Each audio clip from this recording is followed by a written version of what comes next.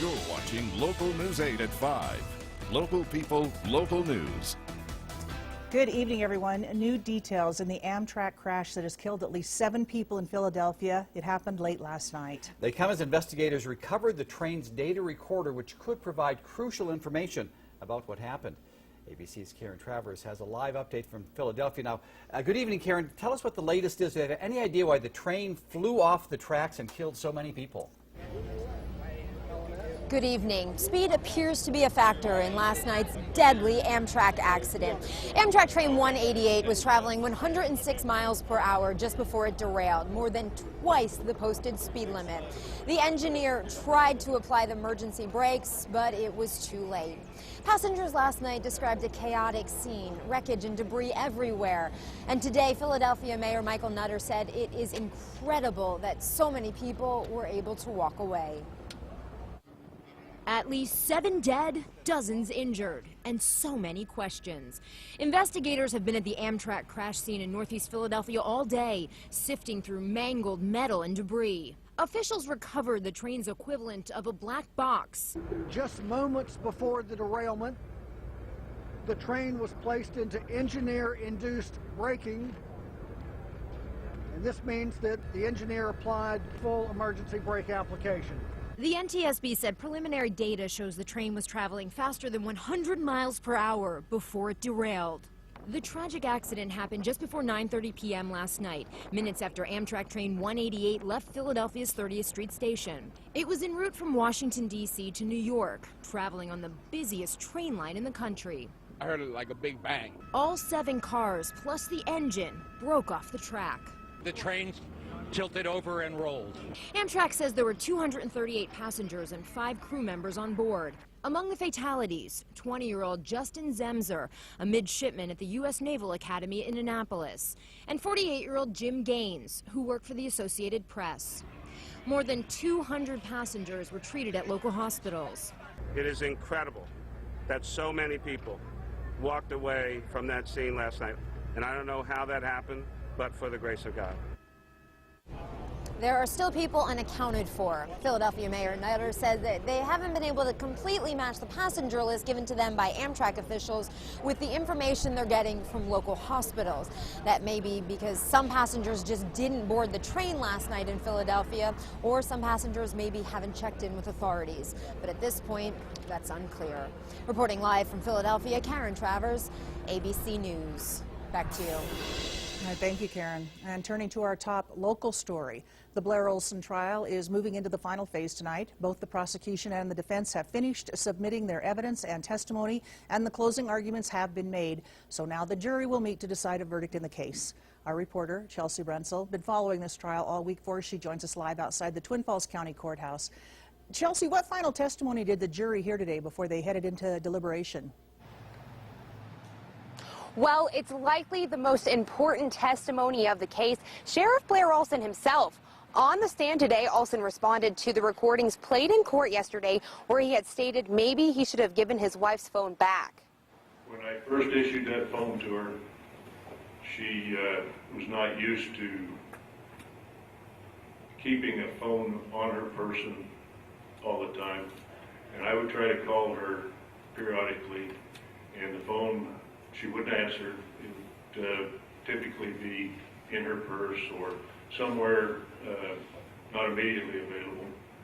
And yes, I did tell him that. I think I even used the words that she'd shut it off. Now, whether she shut it off or just didn't answer it, you know, we're talking 10, 12 years ago. I don't know, but I did have some frustration that she didn't have it available a lot at first. Right now, the defense is finishing their closing arguments, and then after that, the jury will start deliberating, but it could be hours before we hear a verdict from them. But coming up at 6 o'clock tonight, we'll break down both the prosecution and the defense's closing arguments. Live outside the Twin Falls County Courthouse, I'm Chelsea Brensel. All right, thank you, Chelsea. As we head into the final hours of this case, you can continue to monitor #OlsonTrial on Twitter, and we will bring updates as we get them. Time to check in now with First Alert's Chief Meteorologist, Michael Coates, with a look at your weather. Michael. A somewhat drier pattern outside, but still windy conditions off and on with scattered thunderstorms, and this unsettled pattern will just pick up again here for tomorrow. Looking live to the Pocatello Farm Bureau Cam, got some dark clouds to the south of town here, 66 degrees right now at the Pocatello Airport, winds at around 10 miles an hour. We've seen it right now north at 7, but it's been off and on around 10 to 20. And we have a little bit of moisture, not a whole lot of thunderstorm action as expected. Today was going to be a drier day in the forecast, and sure enough, we're just getting a few isolated thunderstorms. One right over Swan Valley right now, heading open to Driggs and Victor. It's going right through Pine Creek Pass. Also a few spotty storms just around Jackson Hole. Got a couple dark clouds south of Pocatello near the Portneuf Gap here. Nothing significant. I've also been tracking one little good thunderstorm. This is the only significant thunderstorm in our area. It's right on top of the Bern-Montpelier area. There's Paris, and there's Montpelier, and there's Bear Lake. A few lightning strikes with that thunder cell. I'll be tracking more thunderstorms in the forecast with the Vipercast model coming up in just a few minutes. You want to stick around for that. We got some changes coming in for the weekend. Jay and Carol. All right, thank you, Michael. A Pocatello man is facing charges after police say he pinned an officer's hand in a door. Kevin Gold is charged with battery of an officer resisting and obstructing, 4 counts of aggravated assault and unlawful possession of a firearm by a felon.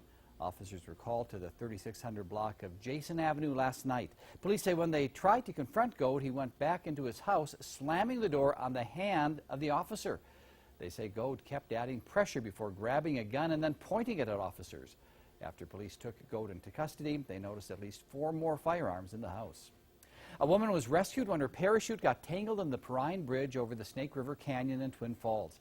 The Twin Falls County Sheriff's Office says a wind gust caught the base jumper chute and blew it right to the bottom trestle of the bridge last night.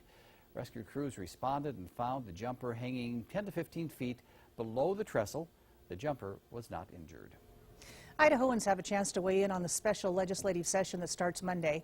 Lawmakers are going to address proposed child support rules. Both the Senate and House Judiciary and Rules Committee will hear testimony on Monday morning, and the sign-ups start at 8 a.m. And the special session, of course, called for after the House committee killed a bill that would have brought Idaho into compliance with federal child support enforcement rules. Farmers in our area have seen some significant damage to their crops. The culprit? Little rodents called voles. Local News 8's Dennis Valera joins us live in the Pocatello newsroom. So Dennis, what do they do exactly that's harmful? Jay, voles eat the roots, stems, even leaves of crops, which completely kills them. Now, voles are often mistaken for mice, but their tails are shorter. Wheat and barley crops have been the most affected, according to the University of Idaho Extension. Voles also cause damage to trees and lawns. With a tree, they like to chew around the bark, girdling them. UI Extension agent Reed Finley says there are a number of red flags to look out for if you think you have a vole problem. The voles will leave a lot of little small runs across the surface of the grass and little kind of grass-type tunnels, and then they will also have an open hole that the vole can go in and out of. Coming up at 6, we'll hear more from Reed Finley about how you can prevent voles from coming to you. Live in the Pocatello newsroom, I'm Dennis Valera. Thanks, Dennis. Vole populations rapidly expand once every 5 years. U of I Extension calls the current problem a minor population explosion. Also new at 5, the legalization of medical and recreational marijuana in nearby states appears to be having a direct impact on teens in Idaho. Local News 8's Chris Nessman in the studio with us tonight. So, Chris, what trends do the authorities say they're seeing? Carol, not only are police and community leaders seeing an increase in the possession of marijuana, they're seeing an increase in the consequences of using it. Today, the Rexburg Area Chamber of Commerce held a public meeting to discuss the legalization of marijuana in other states and some of the problems that come with it. For those at the meeting, it gave them a chance to learn about something they've heard of, but maybe don't know as much as they would like. And I've had lots of people say, oh, I wish I knew more about that. My daughter asked me about that, and I didn't know what to tell her. Those kinds of questions. Another thing this forum emphasized was how important it was to be educated on marijuana, as a majority of western states around Idaho have the substance legalized in some form. And I also do want to mention that they talked about mainly smoking marijuana for recreational purposes and not necessarily medicinal uses. Reporting live in the studio, I'm Chris Nest. All right, thank you, Chris. Coming up at 6, we'll show you some of the problems that come as the young people use marijuana.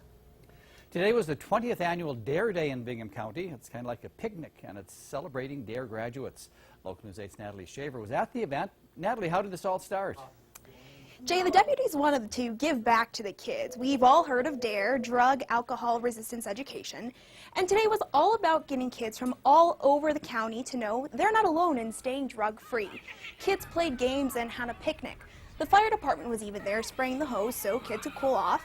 Law enforcement officials say today is to reward the kids for their commitment to stay away from drugs and alcohol. It's our way to give back and have some fun with the kids. Wouldn't have it any other way. See, these kids, they all made that same commitment that they're going to try to live their lives as best as a fifth grader can commit to, and making good choices, staying out of trouble. Tonight at 6, I'll show you what the kids have to say to anyone offering them drugs. Live in the newsroom, I'm Natalie Shaver. Thanks, Natalie. Of course, DARE has been in Bingham County for a long time, 23 years there, and throughout much of Eastern Idaho. Hey, whatever, it plants a seed, and I think that's a great idea for these kids. Still ahead, the mission to find a missing helicopter with U.S. Marines on board continues tonight in Nepal. And closing arguments in the Boston bombing sentencing today. New details on some of the victims brought one juror to tears. The story when we return. Cheryl Honus, Jay Hildebrandt, and First Alert Chief Meteorologist Michael Coates. You're watching Local News 8 at 5. Local people, local news.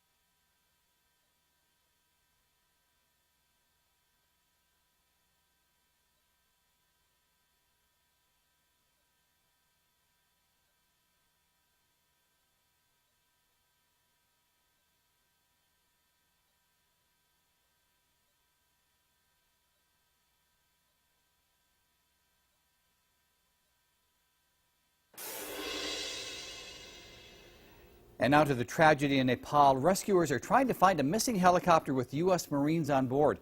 The Marines were aiding relief efforts following a second deadly earthquake to strike the region since April. ABC's Gloria Riviera has the latest. Still no sign of the missing Marine Corps Huey helicopter, with 6 Marines and 2 Nepalese soldiers on board that vanished in Nepal. No communication, no signal from the emergency beacon. That team among 300 American military personnel now working in Nepal on relief efforts. The missing chopper's mission, delivering emergency supplies to tough-to-reach areas devastated by the second massive quake to hit Nepal in less than a month. It was one of the scariest things that I've ever experienced in my entire life. Tuesday's quake registered a magnitude of 7.3. The death toll at least 65, over 2,000 injured. Officials are ordering locals to evacuate in the high-altitude town of Chatara, until now a hub for humanitarian aid. The injured desperate for swift care. So many others already homeless face an uncertain future as Nepal struggles to recover, first from April's 7.8 earthquake and now this. At least 8,000 were killed in April's quake, so many more injured in a country ill-equipped to handle such a tragedy. The U.S. still searching for those Marines, and Nepalese soldiers says it remains committed to helping Nepal recover. Gloria Riviera, ABC News, Washington. And if that weren't bad enough, Japan is now dealing with a large earthquake that hit this morning. The 6.8 trembler shook deep in the Pacific Ocean just off the coast. It did not generate a tsunami. An inland city felt it the strongest. Bullet trains were stopped for a short while to be tested for safety. Japan's nuclear regulatory authorities say there are no reports of the quake causing irregularities or radioactive leaks. Officials are warning people to be on the alert for aftershocks. South Korean media reports Pyongyang has executed its defense minister for treason. Yan Yong-chol was allegedly shot dead by an anti-aircraft gun in front of hundreds of people. The reports cite the South Korean spy agency, which informed lawmakers during a closed-door parliament session. Hyun was a longtime loyalist to the Kim family. He was said to have been killed because he expressed discontent towards the present leader, Kim Jong-un, and failed to follow Kim's orders on several occasions. In national news now, this morning, closing arguments got underway to determine the fate of the convicted Boston bomber. The decision could soon be in the hands of the same jury who found the 21-year-old guilty on all counts. ABC's Elizabeth Herr has the latest now from Boston. Closing arguments began with prosecutors showing more pictures of the victims. The graphic images and details bringing at least one juror to tears. The jury of 7 women and 5 men is the same group of jurors that found 21-year-old Johar Tsarnaev guilty on all counts for his involvement in the Boston Marathon bombings.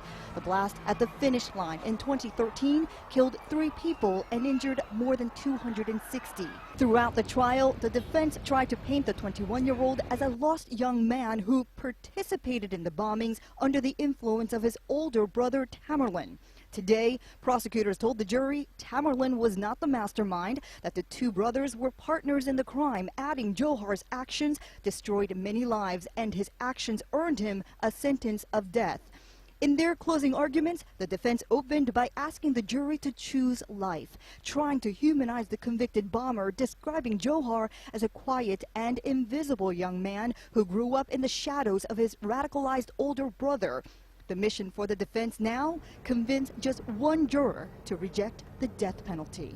If even one juror is not persuaded of the propriety of capital punishment here, the judge must sentence him to life without the possibility of parole. And the defense closed today by reminding jurors their decision must be unanimous, adding it is their duty to discuss and deliberate, but not their obligation to vote for death. Elizabeth Herr, ABC News, Boston. Toyota and Nissan have recalled 6.5 million more cars because of potentially faulty airbags. Takata airbags are the reason tens of millions of cars have been recalled recently. It's feared the airbags can explode and send shrapnel flying at drivers and passengers. At least 5 deaths have since been linked to the malfunctioning airbags. The cars involved in the recall were made between 2003 and 2007. Well, we'll be back with Michael Coates and a more detailed forecast.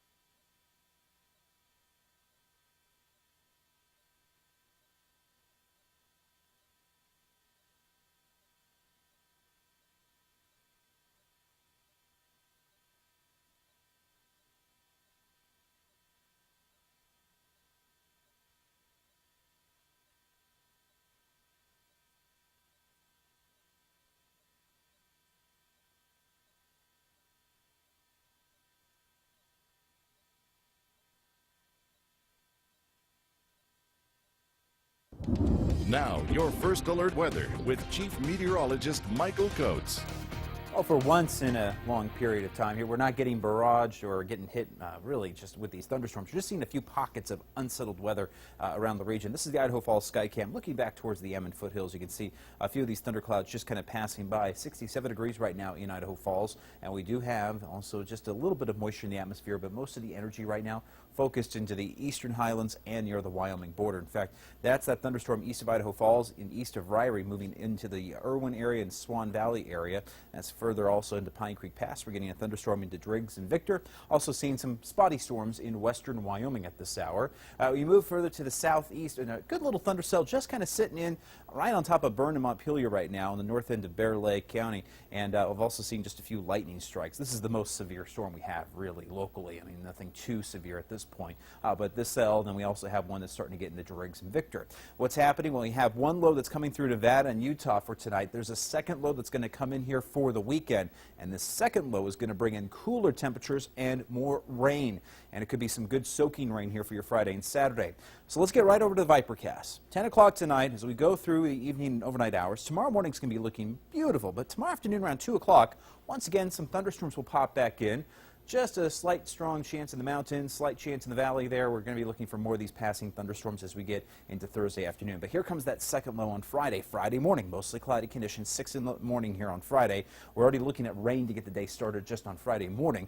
And then Friday afternoon, more showers wrapping around that low as we head into Friday afternoon around 3, 4 o'clock. Then for Saturday, unfortunately, we're going to get more rain right through the heart of your weekend. Unfortunately, the way you look on it, if you like the rain, you're going to love this weekend. But if you want to get outside, you're looking at passing rain showers all throughout your Saturday afternoon here with mostly cloudy conditions, and temperatures will be taking a hit. So more clouds tomorrow, a few thunderstorms, windy on Friday with the change up in the weather pattern, but a wet and soggy weekend. Lows tonight back into the 40s for Idaho Falls. Highs tomorrow near 70. We'll be carrying the upper 60s through Burley and American Falls, upper 60s through Arco, the lower 70s in Salmon with the lower 60s in Stanley, the upper 60s for Rexburg, the mid 60s for Jackson Hole, and we'll see the lower 60s in Island Park, and around southeastern Idaho, 67 for Preston and pair of 6s for Soda Springs tomorrow. The 8-day forecast, cooler conditions for your Friday and Saturday with the winds picking up. Cold front coming in with that low, mostly cloudy, wet. Friday and Saturday, we'll start to pull in a little sunshine, a little bit of some sunshine on Sunday, but not much, and then we'll see temperatures trying to recover into next week. We've got a Pocatello highs here pushing at around 70 degrees for tomorrow, but around 60 degrees on Saturday. 65 on Sunday, mostly cloudy conditions all throughout next week with a few passing thunder showers. We're going to see more wet weather in and out of eastern Idaho and western Wyoming all the way through the next 8 to 10 days. Rexburg highs here 60 degrees for Friday, mid-50s on Saturday. The lower 60s on Sunday. Blackfoot, you're also bringing in the cooler air and the windy conditions for this Friday and Saturday with scattered showers, upper 50s Saturday afternoon with a high of 64 on Sunday. Salmon, you'll have mostly cloudy conditions also in the mountains there for Friday, Saturday, and Sunday. Winds pick up this Friday with highs dropping to about 60 degrees Saturday afternoon and overnight lows around the upper 30s. Jackson, looking at possibly some morning snow on Sunday morning because it will be cold enough, but we are looking at rain and snow showers Friday, Saturday, and Sunday all weekend long. Carol and Jay. Thanks, Michael. Still ahead, a stunt so stunning you'll feel like you strapped on wings and came along for the ride. Details after the break. But first, let's take a look at how the markets closed for the day, and then we'll be right back.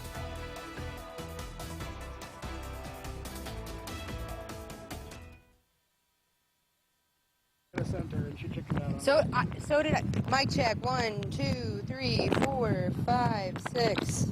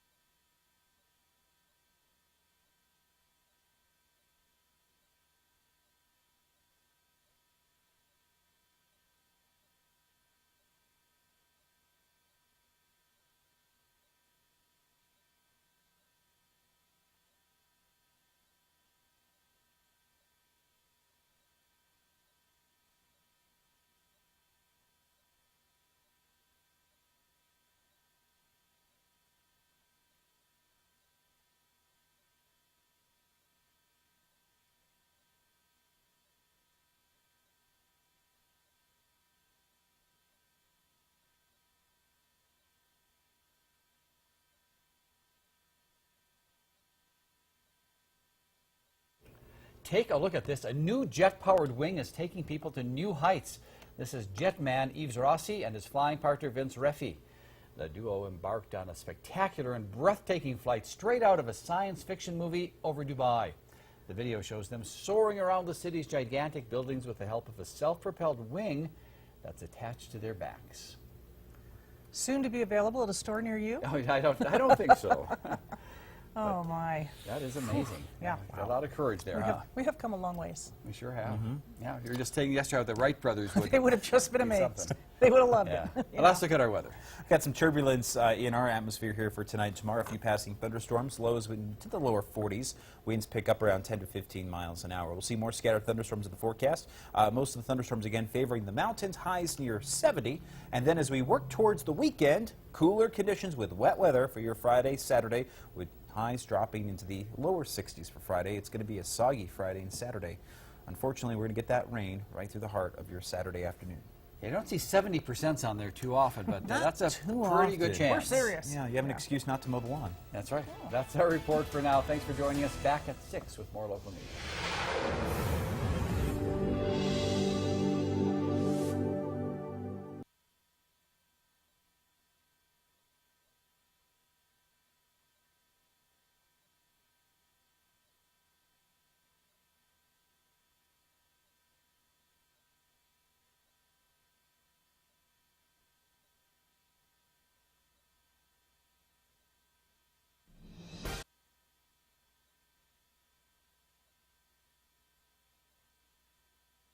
Test 1 2, test 1 2. Sports mic 1 2 3 4 1 2 3 4.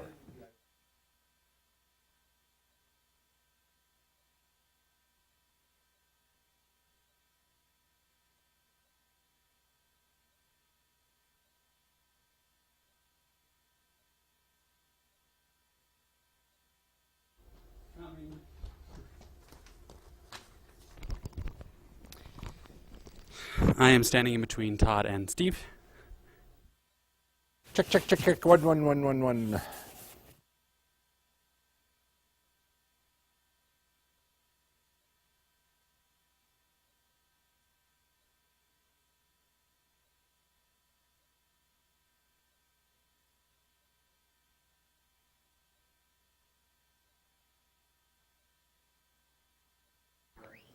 Can you hear me now? Mic check 1 2 3. Sorry, the batteries had died.